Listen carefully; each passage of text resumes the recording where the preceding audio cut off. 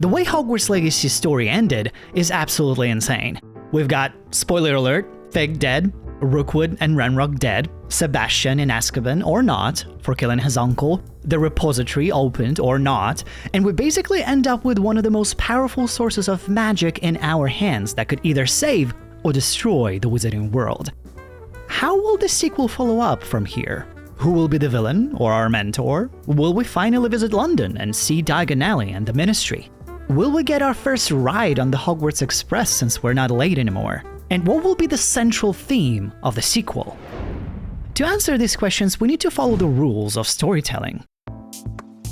Whether it's Harry Potter, Lord of the Rings, or a game like Hogwarts Legacy, stories follow a structured arc often broken into 3 acts. In every hero's journey, the protagonist goes through a series of transformations and by the end becomes the opposite of who they were at the beginning. Harry Potter begins as an orphan, living under the stairs, with no friends, no home, and no belief that he is anything special. By the end of the journey, he has friends, a home, and learns that he is the most famous wizard in the world. Now, if we look at the Hogwarts Legacy's protagonist, they start as a mysterious figure arriving late to Hogwarts, new to magic, disconnected from their peers, but with unique ability to sense ancient magic with little to no control over it. By the end, they're no longer an outsider, they formed strong bonds, earned the respect of professors, became capable of wielding ancient magic, and now hold the power to shape the future of the wizarding world. Following this concept, let's imagine where the sequel could take the story. If the ending of Hogwarts Legacy serves as the starting point for the sequel, our main character is now in position of great power and responsibility. They've mastered ancient magic and now, based on their choices, could change the course of history. Sounds like a lot of responsibility, right? The main question for the sequel is, how does the power change them? According to the laws of storytelling, we have to explore the implications of this power and the moral dilemmas that arise from it. The protagonist has had taste of what it means to be in control, deciding between secrecy or exposure regarding ancient magic, and how their choices affect others. However, the end of Hogwarts Legacy didn't necessarily test their internal struggle with power, only the external ones, like Rangrock, Goblin Revolt, etc. The protagonist's arc in the sequel should now explore the burden of power, the tension between selflessness and temptation, which would mirror many classic arcs like Frodo's journey with the One Ring or even Anakin Skywalker's fall to the dark side. And there's no better way to test this temptation than by involving the Ministry of Magic. The sequel will start near the end of summer break, perhaps offering a few answers to our characters' origins. Like in many stories, this will be the time for the initial incident, something akin to the dragon attack in the first game, where we're forced to use our powers, which make us exposed to Muggles, drawing unwanted attention from the Ministry. After this incident, Professor Weasley will escort us to London into the Ministry of Magic, where we'll attend a hearing regarding our involvement in the last year's events. During the hearing, we'll be asked about the mysterious trail of bloodshed that seems to follow us, and we'll have to decide whether to reveal the truth about ancient magic or lie, locking in our choices from the previous game. However, even if we tell the truth, the Ministry is likely to remain suspicious, given that ancient magic is considered a mere legend by most wizards. We'll be assigned an Auror to monitor us closely. Let's call him Bartholomew Wood. Strict, sharp, and quick on his feet, he's reminiscent of Alistair Moody, with whom we will partake in different missions and investigations. But his role will be more than mere oversight. It will be about control, and perhaps testing our abilities for his own purposes. Additionally, our wand will be confiscated to undergo an examination of the spells we've cast. This presents the perfect opportunity for Professor Weasley to take us to Ollivander's and Diagon Alley to customize a new wand, introducing a new mechanic I discussed in a previous video. After staying overnight at the Leaky Cauldron, we head to King's Cross Station. At King's Cross, we'll reunite with Poppy, Natty, Amit, and Ominous, but there's no sight of Sebastian just yet. We'll be introduced to a new Hogwarts Express mechanic, which we'll later use to travel to London for our missions with Bartholomew. During the train ride, we catch up with our friends, and most importantly, discuss the situation with Sebastian and link up the choices we've made in the last game.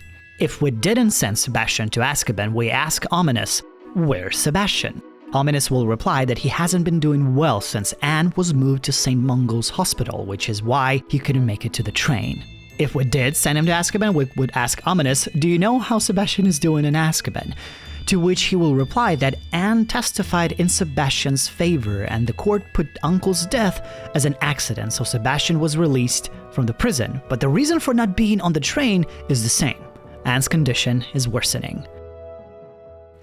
Now, on one hand, it may seem that our choice was then irrelevant since he got out anyways, but in reality, these two scenarios will have severe consequences. In one situation, we sided with Sebastian's use of dark magic and stood by his side. In the other, we kinda turn our back on him, which will make his return to Hogwarts an even more dramatic event, besides the fact that he literally killed his relative and had to process that for the entirety of summer and or also spend some time in Azkaban.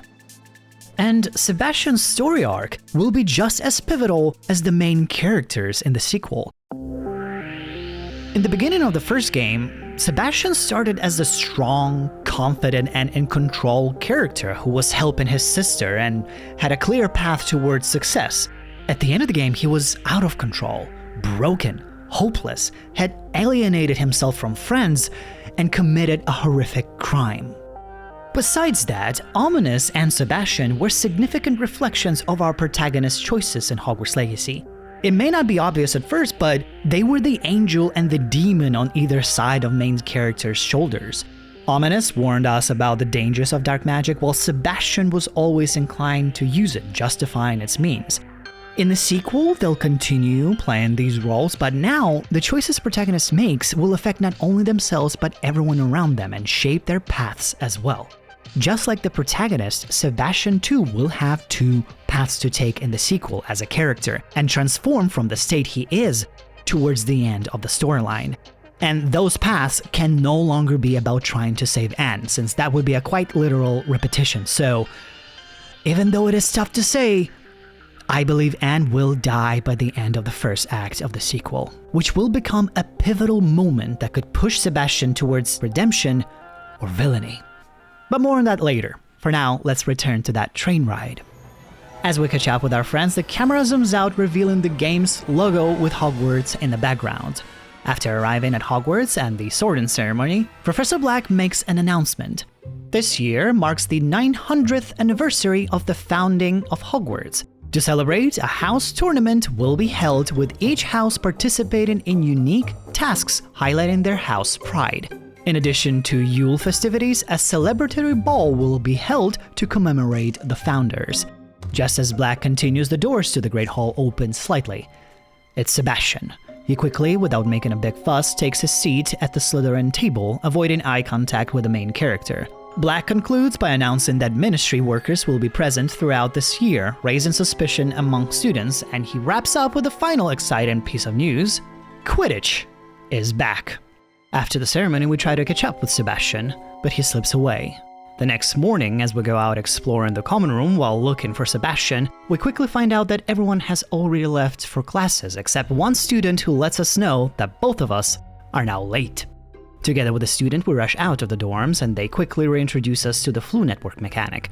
By the time we get to potions, the lesson has already started and Professor Sharp is in the process of pairing students for a new task. He pairs us with Sebastian. The brewing process begins in awkward silence. Then, as we continue brewing the death potion, we break the ice and hug Sebastian while saying, "I'm really glad to see you back." Sebastian backs off coldly, though beneath his icy exterior, there's something unresolved.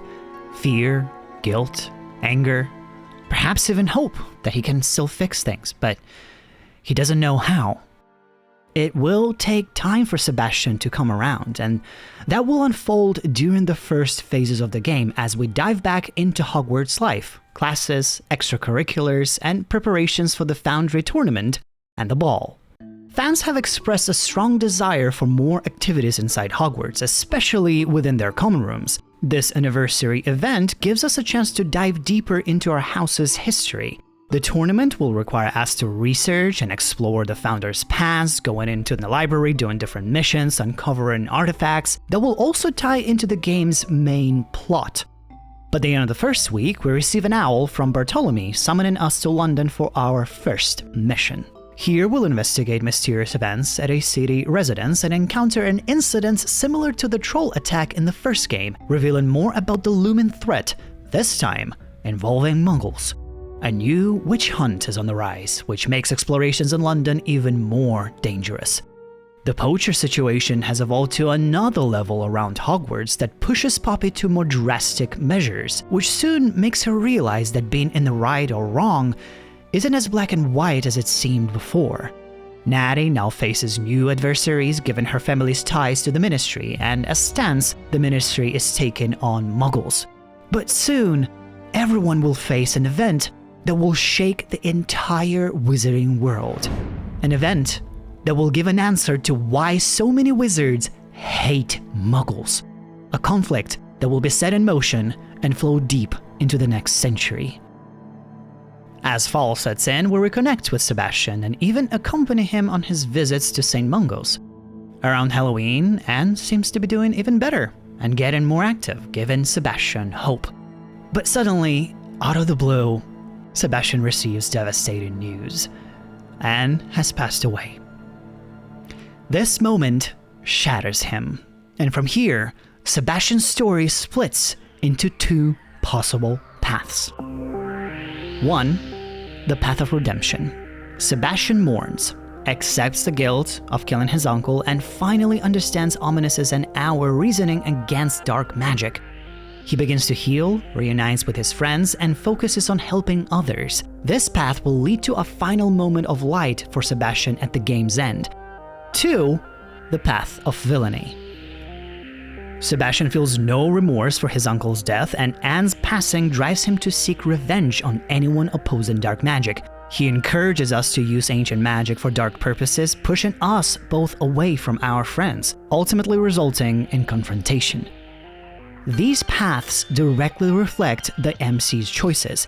In that pivotal moment, the protagonist finds themselves in the same position as Isadora, to either take away Sebastian's pain, succumb to the temptations of power, or to support him through his mourning and guide both him and themselves on the right path.